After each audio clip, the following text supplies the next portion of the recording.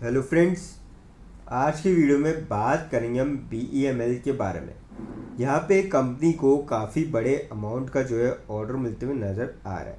अब कहाँ से मिलते हुए नज़र आ रहा है और कितने अमाउंट का मिलते हुए नज़र आ रहा है, वो सारी चीज़ें जो है एक एक करके डिस्कस करेंगे। और क्या इसका इम्पैक्ट आपको फ्राइडे के दिन स्टॉक पे पड़ते हुए देखने को मिल चुका है ऑलरेडी, या फिर अब आपको पड़ते हुए देखने को मिलेगा मंडे के दिन, वो भी साथ में जानने की कोशिश करेंगे।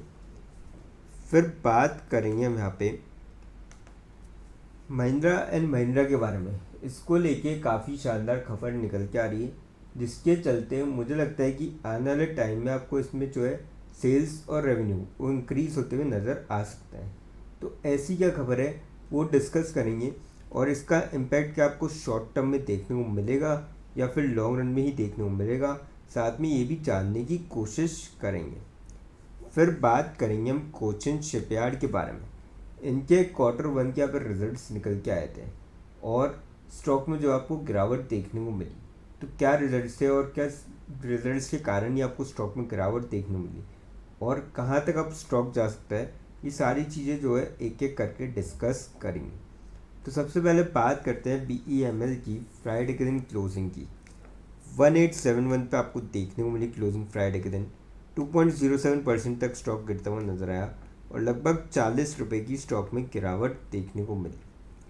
बात करी जाए अपडेट की, इसमें BEML receives order worth $6.65 million from Mauritius. तो मॉरिशस से काफ़ी बड़े अमाउंट का जो है इनको ऑर्डर यहाँ पे मिलता हुआ नज़र आया। और इसका इम्पैक्ट जो है आपको देखिए 15 अगस्त को ये खबर निकल के आई थी।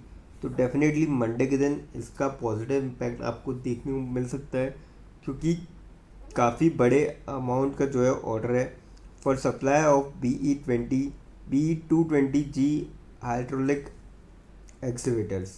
तो ये इनको यहाँ पे सप्लाई करना है, और कहीं ना कहीं मुझे लगता है कि ये इसका इम्पैक्ट आपको ज़बरदस्त देखने को मिलेगा और कल एक अच्छी खासी तेज़ी आपको देखने को मिल सकती है। अगर हम इसके यहाँ पे रिटर्न की बात करें तो आप यहाँ पे देख सकते हो कि ईयर टू डेट यहाँ पे 1.28% के पॉजिटिव रिटर्न है। काफ़ी सही चला है स्टॉक। और अगर बीते एक साल में इसकी बात करी जाए रिटर्न की, तो यहाँ पे 8.5% के आसपास गिरावट है। तो इस गिरावट का जो है फ़ायदा उठा सकते हो। 5 सालों के अगर आप रिटर्न देखो 190% के यहाँ पे रिटर्न है। तो डेफिनेटली आपको कुछ ऐसे रिटर्न आने वाले टाइम में देखने को मिल सकते हैं।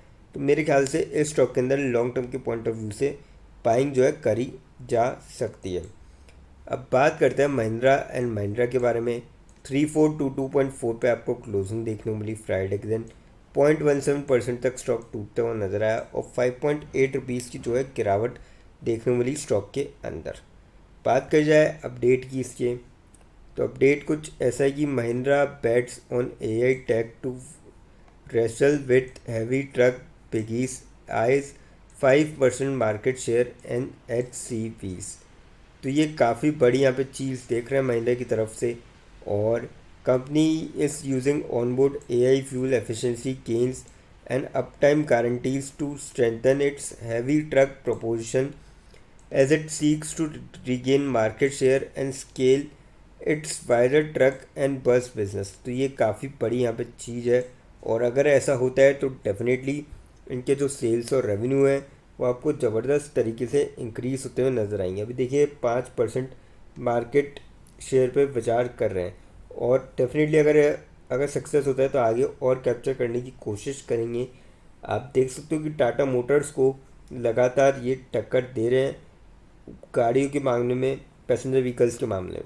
तो ऐसे में अभी ये कमर्शियल व्हीकल्स में होता है, आपको आने वाले टाइम में टक्कर देते हुए नजर आए। दोनों टाटा मोटर्स और अशोक लीलैंड को उभरता हुआ प्लेयर है काफ़ी बड़ा यहाँ पे, और कहीं ना कहीं इसका इम्पैक्ट आपको देखने को मिलेगा स्टॉक के भी। अगर हम रिटर्न देखें ईयर टू डेट की अगर बात करी जाए 9% की गिरावट है।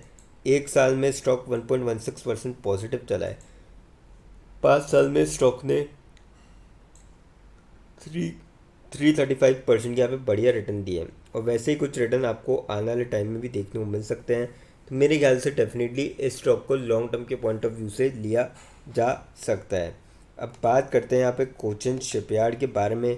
फ्राइडे के दिन आपको क्लोजिंग देखने को मिली 1492 पे, 1% की गिरावट देखने को मिली और 15 रुपये तक स्टॉक गिरता हुआ नज़र आया था। अपडेट की अगर हम बात करें तो कोचिन शिपयार्ड क्वार्टर वन के रिजल्ट्स, प्रॉफिट 28% तक गिरता हुआ नज़र आया, रेवेन्यू भी गिरता हुआ नज़र आया और मार्जिन कॉन्ट्रैक्ट्स। अब देखिए यहाँ पे जो एब्रेटा वो डिक्लाइन होते हुए नज़र आया है ईयर ऑन ईयर बेसिस। अब देखिए एब्रेटा की फुल फॉर्म होती है earning before interest tax depreciation and amortisation. तो यहाँ पे ये चीज़ें गिरती हुई नज़र आई। Ship builders EBITDA margin also contracted sharply, extending the pressure seen in its March quarter performance.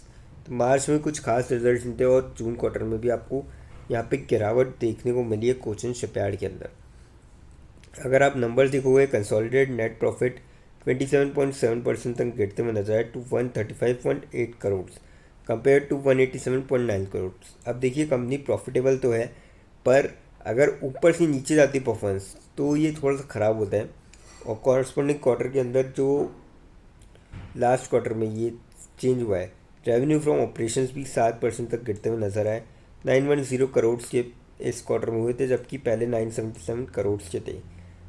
Operating front EBITDA fell 32.5% to 157.6 crore with compared with 233.6 crore. तो यहाँ पे अच्छी खासी आपको गिरावट जो है देखने को मिली है हर चीज़ में, और यही कारण है कि आपको 1% स्टॉक में गिरावट देखने को मिली है। अब देखिए शॉर्ट टर्म में थोड़े ख़राब रिजल्ट्स हैं, तो हो सकता है कि स्टॉक में आपको फर्दर और गिरावट देखने को मिले। इस स्टॉक की अगर हम रिटर्न की बात करें, ईयर टू डेट 8% तक गिरा हुआ है स्टॉक, साल भर में 13.5-13.5% के आसपास गिरावट है। अब मैं कहूँगा इसका फ़ायदा डेफिनेटली उठाया जा सकता है।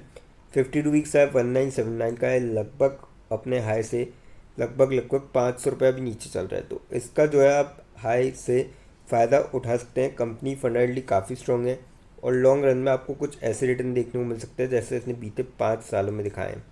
745% के ज़बरदस्त रिटर्न, और मैक्स से तो और भी तगड़े, मतलब मैक्स से तो ठीक है 20% यहाँ पे रिटर्न है, क्योंकि कंपनी मतलब उसी लेवल पर आ चुकी है। पर अगर 5 साल में देखोगे ज़बरदस्त रिटर्न है, तो मेरे ख्याल से इस स्टॉक को लॉन्ग टर्म के पॉइंट ऑफ व्यू से आप डेफिनेटली ले सकते हैं। लेकिन फ्रेंड्स, कोई भी इन्वेस्टमेंट करने से पहले फाइनेंशियल एडवाइज़र से कंसल्ट करें या खुद की रिसर्च करें, क्योंकि वीडियो नॉलेज के पर्पज़ के लिए, इन्वेस्टमेंट के लिए नहीं।